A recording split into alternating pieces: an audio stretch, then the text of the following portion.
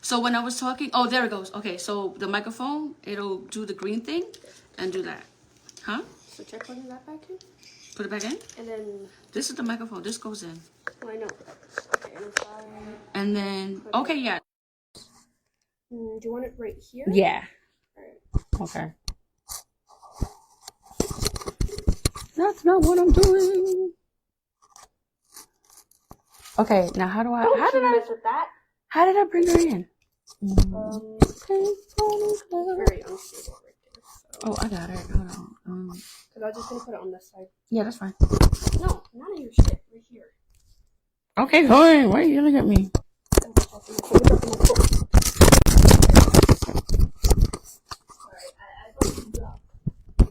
What's up, the cat? No. Oh my god.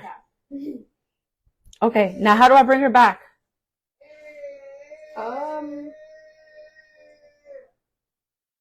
That's not it. Invite friends to watch. Okay. Oh, there you go. Oh, there you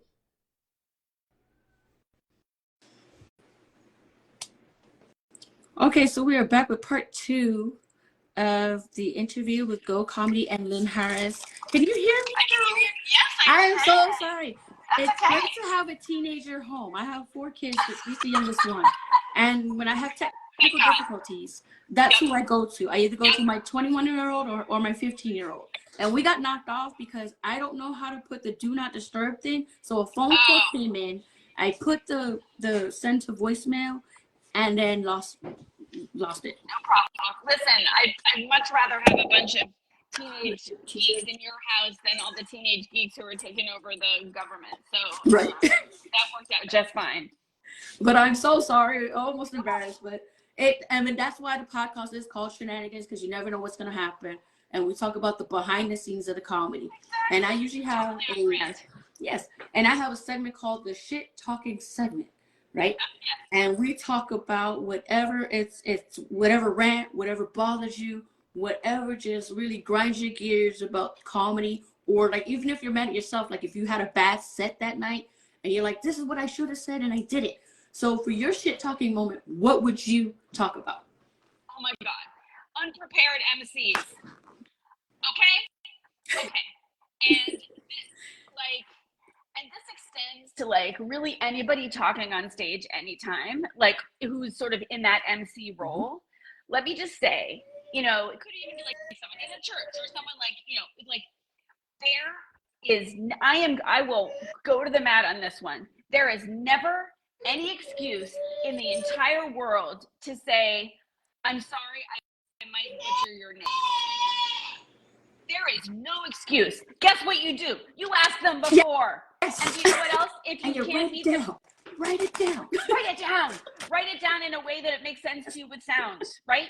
Yes. There is no excuse. And do you know what? Even if you can't talk to them before, guess what? They're somewhere on YouTube or Spotify. Yes.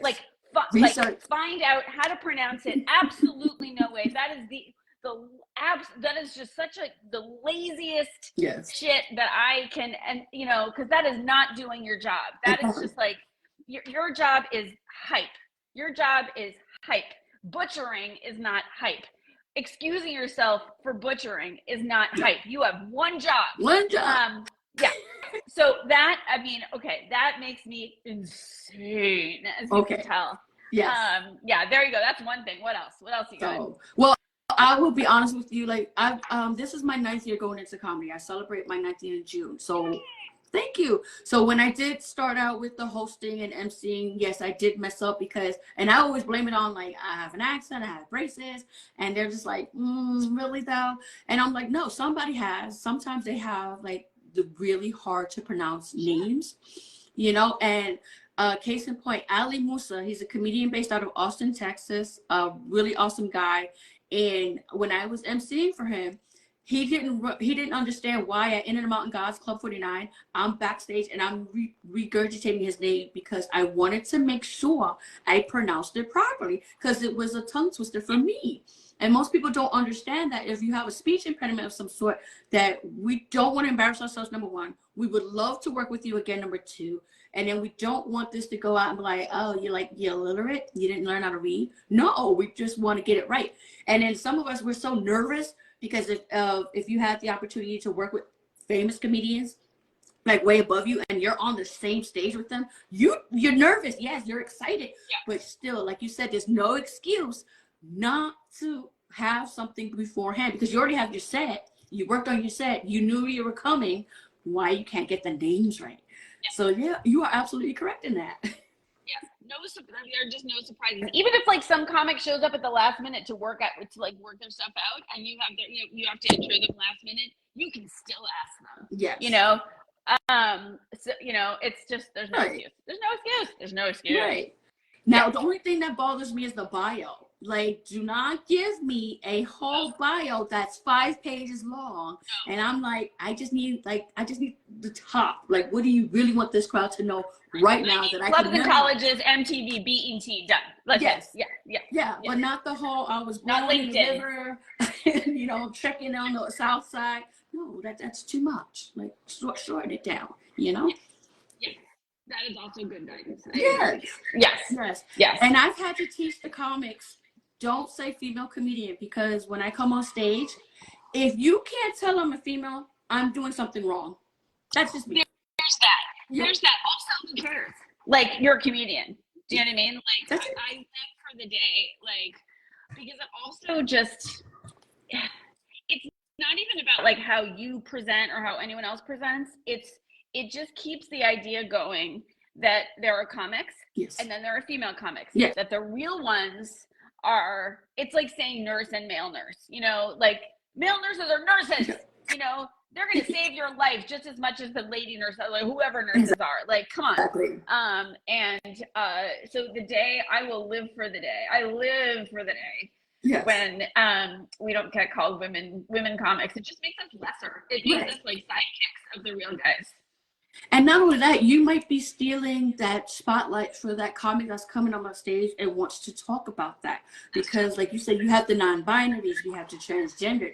If that is what they want the audience to know, they will incorporate that into their comedy. Yes. And talk about it.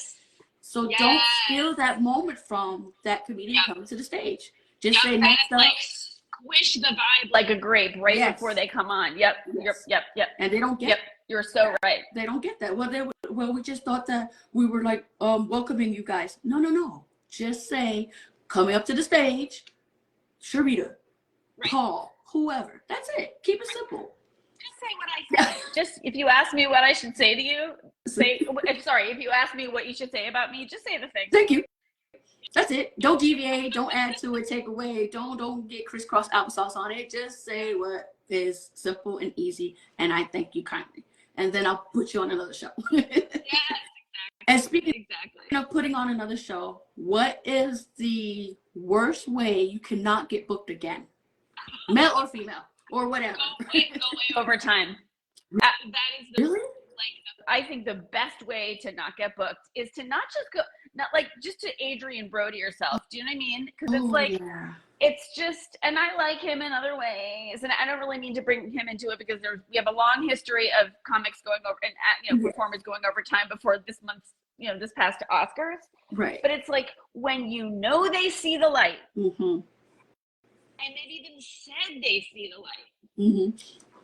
And they keep in there, and they even land a great punchline, which is a great closer. And you're like, oh, now they're wait, no, they're not. And then they start a new chunk. Yeah. And the leg is going, and you're like, bro, you could have ended on a high note. We don't know what you didn't say. Yeah. Like, you don't have to get your other shit in there, right? Like, you just did great, And so to me, that is the most, this show is not about you. This is a show. Right. And so, you're part of a show. Yes. This is not the you show. It's a show. Right. And so, to willfully ignore the light, or also it is just like not as bad, but it's also a rookie move to like not notice the light, because you gotta at some point develop a feel for, like, you gotta go in knowing that like you've already been told to do 5 or 6 minutes, 7 to 8 minutes, 8 to 10, whatever it is. And so like you've got to go in developing a feel for loosely what that is, or knowing loosely what you're going to be doing, right? So like so if you don't happen to see the light, then it's also your problem, because first of all, you got to know to look for it, but second of all, like if you think that you just did a 5 or 6 minute set and you're on into minute 12, then you got to work on that. But it throws off the whole show. And I will tell you a story. I will tell you a story of where I mean, I could have been mad about this. I would have been mad about this regardless. I just think it's the most arrogant, like, you know, disrespectful thing to just like do whatever. But so this is funny. So in the here's a showbiz story from the 90s. Yay. So I used to so my creative partner and I, who lives, you can't see, but who lives coincidentally, it used to be roommates, but he lives right there. And I used to joke that, like, because our backs of our houses face each other, and Steve Buscemi lives up the block like that way. And so my friend Chris lives, like, he would live right behind me, but he lives one up this way. So I like to say he lives one Buscemi up from me. But anyway, Steve Buscemi has nothing to do with this. We love him. The point is, Chris and I created this. Chris is an artist and a animator and like a drawer of comics, and like he's in that world. And we in the 90s, we created kind of really what was the first internet sensation. Which is basically back when, like, just after only NASA had the internet. And it was called Breakup Girl, who was a superhero character who helped all people with romantic emergencies, because, you know, we need that, right? Of course. And Ben Steele Bars, sure, men broken hearts, please. And so we also had a live variety show at Gotham, which was also kind of my home club in the 90s. And it was the longest running variety show at Gotham. Yes. And it was kind of like the Muppet Show, going back to where we started, like those old variety shows that I was raised on. And not that the Muppets is as old as like Laugh-In and Carol Burnett, but you get the idea of those like just old school variety shows. And it was kind of like the Muppet Show, because there was like, it was a show, but you saw backstage. You saw both like the shenanigans backstage and like what was happening in the show. And you also saw the acts. Right. And so I will spare you. There's much more to this story. There is much more to this story. But we heard one, and we always had a really good comic guest. We had like Colin Quinn. We had Greg Giraldo of blessed memory. We had like people who were like famous at the time. And then one night we got a call from the club, and he was like, "Listen, you can't tell anybody, but Seinfeld wants to do a spot on your show." Seinfeld didn't know us from anybody, but it was his first set that he was doing after coming out of like semi-retirement, and he was working new stuff out for his documentary. Okay. So we were like, okay. And he was like, but you can't tell anybody. And we were like, okay. And I and my small team, I swear to God, I will go to my grave. On my parents' graves, we did not tell anybody. But of course, like we get to the show early, there's lines around the corner, and I get an angry call from the Seinfeld people. You're supposed to tell anybody. I'm like, I didn't tell anybody. What do you say? There's so many other, how many people are involved in Seinfeld that could have, okay, so anyway. Exactly. So, and I try to explain and I tried to tell the club manager to please explain that of course he's welcome, but this variety show is not, just a regular stand-up show. It has a plot, so there's a beginning, middle, and an end. And yes, there's a spot for a comic. It was maybe 10-minute spot, whatever. Right. But please be mindful that this show is different, and it really the timing is important. Yes, of course. Yes, of course. Yes, of course. Yes, of course. Okay. Seinfeld did an hour and a half. Wow. An hour and a half.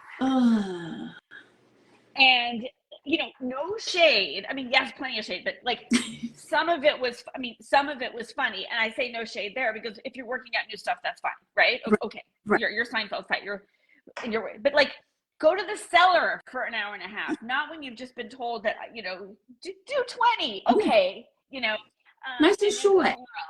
Short and simple. Everyone else is going to let you in. You don't need me just to, you know, I'm not the only place that's going to let you in. So like we were backstage. So talk about going over, right? And we weren't going to light Seinfeld, right? So, so we were like backstage, like rewriting the script, literally, because we had to remind people like of the story that we had carefully set up in this, you know, in the tension and all the romantic, you know. And so anyway, it was really funny. And an hour and a half. And so like, you know, by 10:30, you know, we come back on and we're like, who's ready for more show? And people are like, it's like, I was like, no, we thought that was the show. That's what thank God they were good sports, because actually they turned out to be, I lied. They turned out to be like so pumped that they had just seen Seinfeld, even though some of it was funny. And again, that's understandable. I'm not trying to be mean. I'm not trying to be mean. But fortunately they were like so amped that they were like, whatever else you got, we're here for it. So like it worked out fine. But I was like, bro, an hour and a half, bro. There's a lot of comics that will get upset if someone cuts in.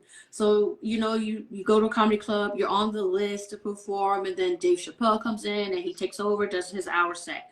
Chris Rock comes in, and then by the time they finish what they're doing, the club's like, all right, well, thank you, and come again next week when we have so such and such. And you're like, but I didn't get to go. Like, how do you handle that? You know, like, what are you supposed to do? You don't want to be disrespectful and rude. You are upset because you were ready, you were warmed up, and every comic thinks that the set that they were going to do that night was going to kill. You don't know if it was going to kill now because Chappelle came in, Chris Rock came in, Seinfeld came in, some Messiah, and you're just like, oh, what do you do? Like, I guess, like, if I ran a comedy club, I would say, maybe no one will actually take me up on this, but I would say, you know, guests welcome, you have 20 minutes. Okay.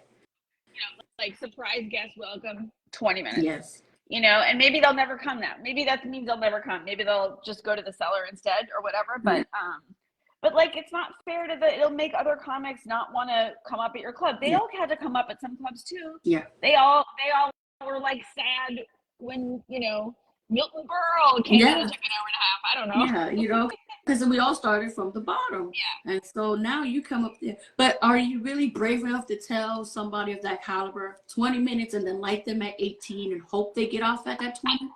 I guess I would say that that's the rule from the beginning. And if their people call, you know, I'm just making this up. This is never going to happen. But like, you know, if their people call or if they just show up, just be like, hey, just want to make sure you know the rules at our club. You are so welcome here. We're so glad you're here. Yes. We're going to light you at 18, you know, or whatever it is. And like, they can leave it. They can walk out the door and go to New York comedy, you know, like, you know, I don't know. I'm just talking shit because I don't know. This is never going to happen. But like, but I think it's fair. Like, we all came up, you know, we were all there at one point, and then our turn, you know. Yeah, and some comics, like, it's not just every comic deserves their turn. Some comics, you know, had to drive far. Some comics had to get babysitters. Some comics have their kid in the car, you know, like, so that's an old Laurie Kilmartin joke, but like, and who else? Someone else did a similar joke. I can't remember. I want to give credit, but in any case, I think Nikki Farsad did a similar joke to that. But anyway, and Ophira Eisenberg, they all have similar jokes about, like, you know, doing comedy when they have little kids, and I'm sure you do too.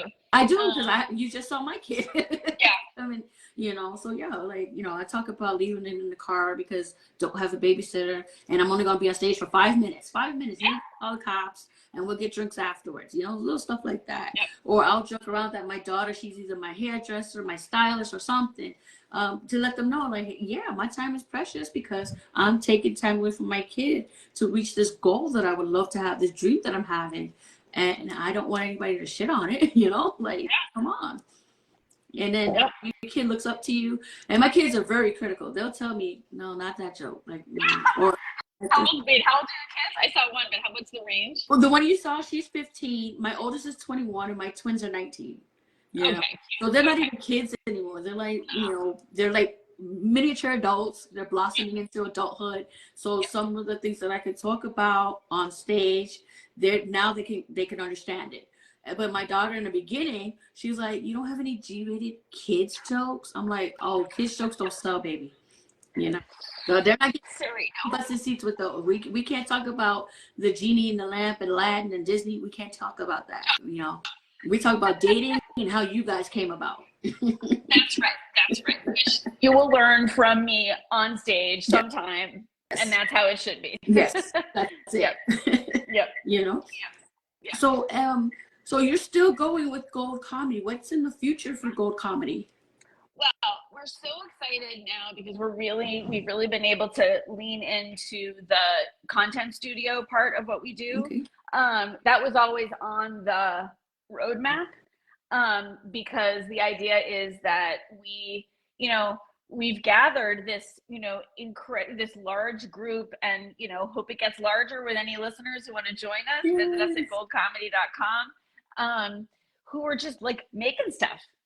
It's and whether it's their, leveling up their stand-up skills and doing, well, we have a few, here's the headline is they're making stuff that's getting out there, getting distributed, getting representation, getting made, getting into festivals, getting on television. Okay. But even, and that's the content studio piece that I'm so pleased with. And we have 12 teams making digital sketches, a couple of web series and podcasts too, but for comparison, SNL has 2 digital sketch teams and they're all white dudes. We love them. Yes, but we want some more diversity and inclusion. And it's not just like for fun. Like this gives you an opportunity. Joining one of our teams gives you an opportunity to learn it's people who already have some experience in these areas, but learn better how to write, act, produce, do lighting, do sound, work with a budget. We give them a tiny budget, but it's something. And so it's something. And so those teams, one of those teams is the one that now has they did a web series called Late Bloomers that got picked up by Fox Soul, that is dropping on the 22nd. So, and the great thing, this is a whole side thing. Well, I'll get into that in a second. So, but also our members, like, we have a class called Comedy and Trauma, where you learn really thoughtful ways to translate stuff that is not at all funny, into stuff that is funny and relatable for everyone. And 3 of the people in that class who live in Boston now have a show coming up in early April where it's 3 shows, 3 nights. Each of them is doing an hour, and they develop that hour in that class. And so now they took the show on the road, and we have a group of people who started their own sketch team, and they all have one form of chronic illness or another. So the sketch team is called Sick Bay, which I find hilarious. So the point is, people, and we have also some people we have an incredible class called Build and Pitch Any Idea.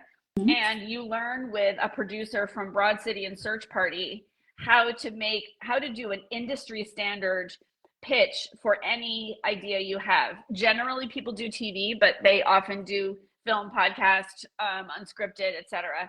And she started that class exactly to democratize the process. Okay. Because she wanted to make sure that people with stories to tell who were not already on the Harvard Lampoon or whatever, would have the access, not just the access, but the skills to know how to do the pitch, the kind of pitch that execs are gonna listen to. Right.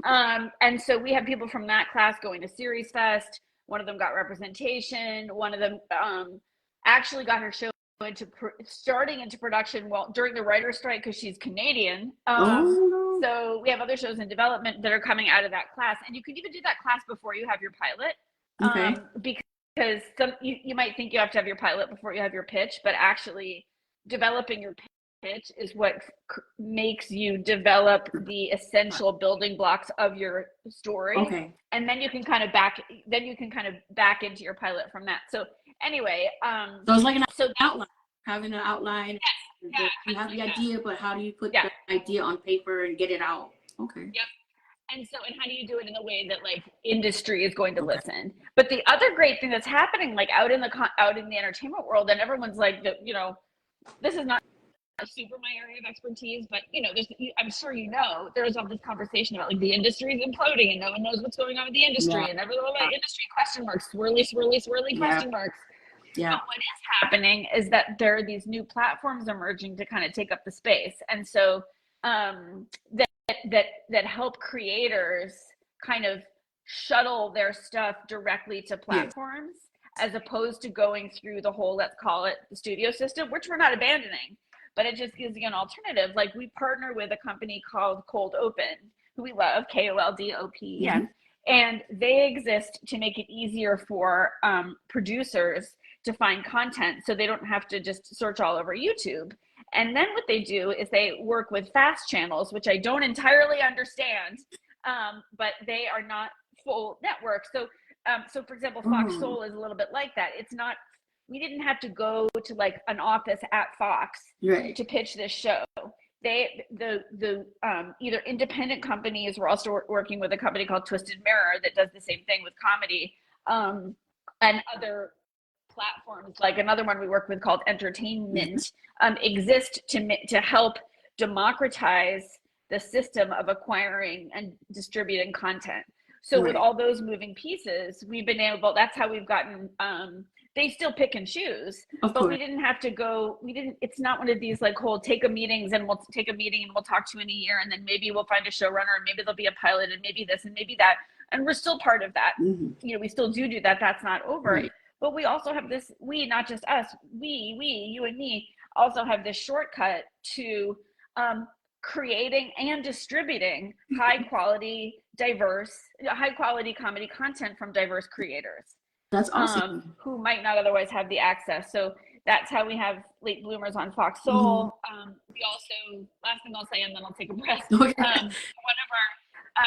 alums from one of our classes created and produced, and it is out there, a web series called Rat Czar, which is a hilarious fictionalized story about the real rat czar in New York City, the woman whose job it is to get rid of the rats.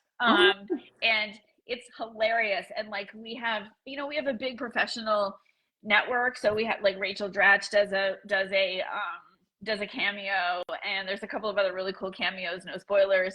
And it's just funny. And we were able to kind of support them with time and treasure, and they crewed up with their entire crew is almost everybody from Gold, like we also have lighting people, sound people, and now it's out there, so everyone should go see just go find Rat Czar, the series on YouTube. So long answer, but now we're able to to like not just help people build skills, but help people create the professional networks and the collaborations where they can make quality, funny stuff that also can get out into the real world. And that's awesome, because a lot of comics don't know where to start. They always have an idea and they think they can only do open mics. And then when you find out, once you watch the comic for a while, you find out that they are more funny on a platform like TikTok or Facebook even, or YouTube, where they're good skits. They're good at writing skits and performing skits, but they're not good on a stand-up stage. And I tell comics that, like, you don't be closed to other avenues of approach when it comes to comedy, because there's comedy writers, people that you never see on stage, but they're behind the scenes and they're writing, they're putting out the points, they're helping get the punchline faster, as they say. And I think that's like a gold comedy. That's awesome, because you're helping people explore, not look at comedy just one point of view, look at comedy in different dimensions and come together with other people that are being creative about it. And then going out there and winning festivals. Like I've entered festivals, and I don't get picked all the time, and I understand that. I understand. You know, because it's comedy's hard. People don't realize how hard comedy is. They think they could just go up there, make 4 people laugh, and it's a game changer. No, you have to go in there, make up to anywhere upwards to 300 to 3,000 people laugh at one common joke, and then not be. You can't be racist. You can't be anti this. You can't be pro this. You have to find that middle ground to where everything is funny, even when it's like, well, it's inappropriate. Well, how is comedy inappropriate? You know? Yeah. So I think that's awesome that Go Comedy is doing that and opening that up for beginners all the way to the advanced elitists. That's amazing. Yeah, and also, like, to your point, you made me think of one of our superstars. I mean, they're all superstars, but this woman, Benita Ellery, who was already, mid-career, and she's an improv teacher. She is a successful actor, and she came to us, and she always teases me. She always says, Lynn, I blame you for my doing stand-up now, because now she is a super successful stand-up. She's been she's from Louisville. She has won comedy contests. She's funniest woman in Cincinnati. She had not done stand-up before, and then we also hired her to teach improv because we that's part of what we do, is just give our own members who have the skills the opportunity to work, whether it's outside of us through our networks or in as part of our offering. So so now she's a hilarious stand-up. Do stand up in the beginning? She didn't want to. It's just that she didn't, her comfort zone, even though she worked really hard at it, but she was just used to improv and acting. And then she came to us, and we like to tell people, we have a class called Stand Up Boot Camp that we encourage everyone to take, even if don't want to do stand up. And it's taught by Elsie Eli Waith, who's been with the company for years, and they're amazing. And they've taught hundreds of people this class, and and people always say, I didn't think I wanted to take it, but you were right, because it teaches you it's our method of teaching basic joke mechanics, but also how to kind of dig around into your persona and be able to use standard joke mechanics to write jokes that only you can tell. Right. And it teaches you what Elsie Eli calls word economy. It teaches you all of those things that you can use when you're writing a sketch. You can use when you're, you use in all sorts of spaces. Well, so speaking of, Benita took that and then was like, okay, now I'm hooked. Right. Well, speaking of writing jokes that are from your perspective, what do you think about joke stealers? Because we still have them. This just happened on Drag Race. Are you following Drag Race? Not anymore. This just happened on Drag Race, and I was like, everyone in my family was appalled, but I think I was the most appalled. I mean, how much does it happen that much? How much does it? I don't mean it's not terrible, but does it? I mean, does it? I feel like it's because they're open mics. Yeah. I just feel like it's one of those things that people worry about more than actually happens. And because what else are you going to do? Not tell jokes? You have to just put it all out there and hope for the best, right? That is true. But can you imagine? Usable. Right. Because can you imagine you're sitting in the audience, you're waiting for your turn to perform. The comic before you's up there and is literally verbatim telling your joke while you're sitting there staring at them and like, are you serious? Like, that literally just happened on Drag Race last week. But and and we were like, what? I mean, I think there's a difference between, look, it is never okay. Not like full stop, never, ever, ever, ever. But there's also a world in which I think some people are going to just come up with similar jokes because they speak to something that is a universal experience. So, for example, when I couldn't remember exactly, and sorry friends, but when I couldn't remember exactly which comic I had heard first tell a joke that was something about leaving her kid in the car or something about leaving her kid alone, leaving her kid alone at home with the baby monitor while she went to the comic strip, there's going to be jokes that are similar because they speak to you, they're specific versions of universal experiences. Okay. So even when you might I think sometimes when you detect that kind of overlap in a joke, it might just be because it's something you've hit upon something relatable. Okay. But still, if you tell it your own way, no one's going to be like, I don't think anyone's going to be like, I think if your Eisenberg stole Nikki's, joke because one of them told it about a park and one of them told it about a car. But like, we both know they had young kids and like, of course, yeah, they're not jokes to us. Yeah, so. Because joke writing is hard enough. Like you have to find something that's relatable. You can't just be like, dear diary, today, I felt like eating spaghetti. There's no joke in that, So, but it is relatable, however. Yeah. It's very relatable, and it depends on how you deliver that story. What makes spaghetti funny? Like, did it jump out of you? Did a rat pop up and just take off with a noodle? Right. There's ways to write. Can you still not spell it? Yeah. Because that's what it is. And one of your questionnaires, you were like, well, how do you write? What is your writing routine? And I'm guilty of not having a writing routine anymore. And it's like, I have a pen and paper sitting at the desk. I have like my setup, and then I would just wait till I'm right there. But sometimes the jokes come at the most spontaneous moment where you're out, you're shopping, you're doing something, you're not even thinking about it, and a premise comes. And right then and there, I'll start bringing my phone out and I'll try to record a note or a voice memo so that I can come back to it later. Because in my mind, it's hilarious what I just thought of. But now when I'm practicing it, I lost the magic touch. I lost the part that made it funny. So how do you do that? It's still good that you wrote it down. You know what? Because like we teach that, and we're certainly not the only ones. But like, just whatever it is, write it down. Okay. Because two things are true. One is you think you're going to remember it, but you're not. Mm-hmm. And the other is when you write everything down, then maybe 10% of it will be awesome, right? But maybe 10%, maybe the rest of it is junk. But if you don't write it all down, then you're not going to get your 10% of awesome. Okay. Because I've met many comics that say, oh, I don't write. It just comes to me. But then you're bombing. Yeah. Sometimes they do get a hit where, okay, that sounds like you thought that out and was really good. You get a real receptive audience and they're like eating it up. And then other times I'm like, so you're just up there winging it? Yeah, no, either they're lying or they're lazy. Okay. It's not working out for them. It can't. It's not where you have to write. Oh my God, you have to write. I mean, I can understand sometimes people going up with some sort of mushy ideas and ingredients in their head at a mic and try to and be like, okay, I'm just going to figure this out. And they tape it and then they go back and they work on it. Like that makes sense to me. But just being like, oh, like that used to be the thing that made me nuts when in the 90s.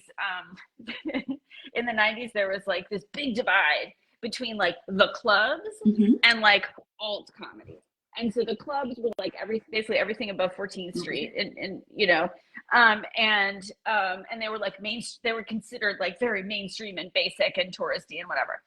And then, but the cool places, which there were were like Luna Lounge and Grindhouse and all those places downtown. And they were great, So but I worked in both of them, and the thing that used to drive me crazy about the downtown places was, and I enjoyed both of them, but the thing that used to bum me out about the downtown places is that sometimes for people alt would just mean unprepared. So they would just be like, and they'd like sort of come up with a notebook and go flip, flip, flip, flip, flip. I'm like, that's not alt. That's just, you're not ready. Yeah. That's not alt. Let's just do it tomorrow because you haven't written anything. Right. So it's crazy. Yeah, they would never go up at the cellar or the strip and do that. So I'm just, which it's fine at a mic, but these weren't mics. So. But in this day and age, now that we have internet, hopefully the internet will keep going because it's 2025. Do you think it's feasible that comics that are aspiring to be big names, do you think they should up and move to the bigger cities like New York and Los Angeles? Or can they stay where they're at and build from there? Because that's what the dilemma I'm in. I am a New Yorker, but I am in El Paso, Texas. I started my comedy career here in Texas, and I'm doing lucratively well. But when I go out of town, they're like, are you moving here? And I'm like, no, I just was coming to do a show and I'm going to go home. And I've gotten mixed reviews. Half say, okay, good, because if you come here, you have to start at the bottom. And I didn't think of that because I've already made a name for myself. Already started there. So why would I come and move and start at the bottom, start all over again when nobody knows me, when I already started where I'm at, So it's a toss up. Hard to say, I don't think there's one right answer, but I also, I will say, I do think it is better and that it's easier now for comics who don't live in the big cities, right? In the big 4 or 5, whatever. Yeah. You know, New York, Boston, LA. Thousands of people. Yeah. There's ways to get, like, I mean, you know, we all know the stories of the people who got asked to apply to writers' rooms based on their Twitter, you know, and like, but like, let's just remind ourselves that they were also working hard. Like, that was like an overnight success takes 10 years. Like, they were working really hard on their like, it wasn't just that they were like, oh, my joke hit, and now I'm at Letterman, you know, but like, but I think it can go both ways. I think that just in general, and this is not like super deep, so I'm not a big, you know, expert on this, but like, I think in general that the like there are more open doors in more places and at more levels because of the internet. Because also, like, people can see you. I don't know. I'm not convinced. I could be wrong, but I'm not convinced that if you go to a new city that you really would start from scratch because you are experienced. Because the minute this is what I mean, you know this, but like 100% of the time, what people say is how you build your career is you perform with other people, you make friends, you're nice to people, you start your own room, you book people, they book you, and like if you're already at a higher level of comedy, you're going to be booking people at a higher level of comedy. So maybe you have to do some of the activities that are like entry level, but you're not doing them with entry level comics. Okay, that makes sense. You know what I mean? Like you're already, or maybe you are because you're nice and you'll like put a few on your show, whatever. But like I'm just not buying that you would have to like start over. Yeah. So especially because people can have seen your stuff, you know, in a way that they couldn't have before when it was on a VHS tape, you know. So I don't know, but like there's also something to be said for being the funniest one in El Paso, you know, so that can't hurt. You know, and festivals show up in all different places, you know, festivals, we go to a festival all the time. It's in Duluth, Minnesota, you know, we go to and it's not stand up, but like it's comedy heavy, you know, we go to, there's festivals all over the place, that are not tied to the big cities. So like, I don't know. I do think it's been, I do think there's a better democratization than there were before. And I do know also that like this has been true for a while, that like managers and reps are looking for don't tell comedy, don't tell JD Vance, but like they're looking for DEIs, you know what I mean? So they still are, so that's good too. And then for those comics who have been rejected from the festivals, I always tell them it's not a no, it's a not now. Like, just keep working your comedy, keep writing your material, and then if you want to apply for next year or the year after, because the only thing that bothers me with comedy festivals is the money that you have to pay to get in, and you don't get it back. You're like, oh. Some of them, more and more of them have sliding scales, and more. I mean, I understand why they have to charge, because it does take work to review and also to run the festival. I know some of them have sliding scales. I know there was one famously, the Cinderblock Comedy Festival in New York several years ago. They charged 15% less to enter the festival if you were a woman, LGBTQ, had a disability. And can you imagine, people were shocked the amount of, like, it was like escándalo, like, because like, and they were just like, hey, we're just trying to even the playing field. Come on, everybody calm down. So, but it was great because I actually got the festival tons of publicity, and they had tons of submissions, and they were super successful. And so joke's on you. Exactly. So, yeah. Well, within closing, because we've been on here for an hour, and I greatly thank you for your time, your expertise, your marketing, and your vibe. I love talking to you. So thank you for being on the podcast. And what would be your closing remarks? What would be my closing remarks? Yes. I mean, you talked a lot, and I thank you, because most people, like, you have to like tooth and nail them, like, say something.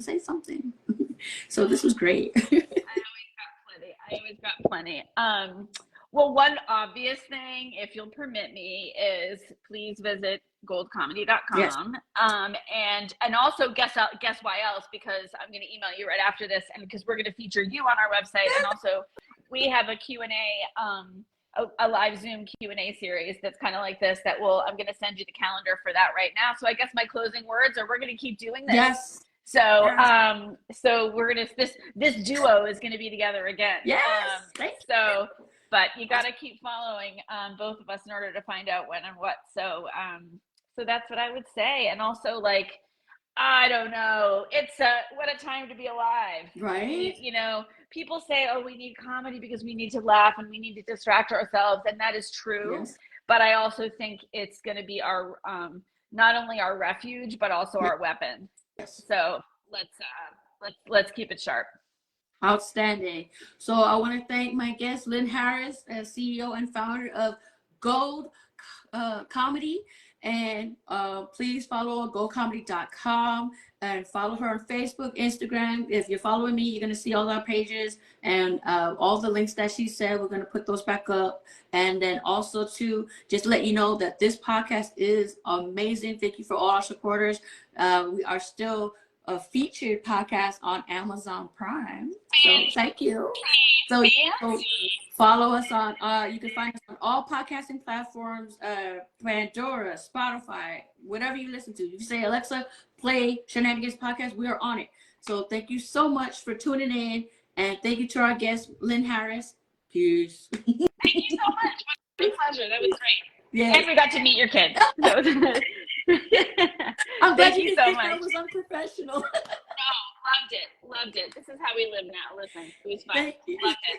All right. Thank you so much. You're welcome. Have a great one. Talk soon. Thank you.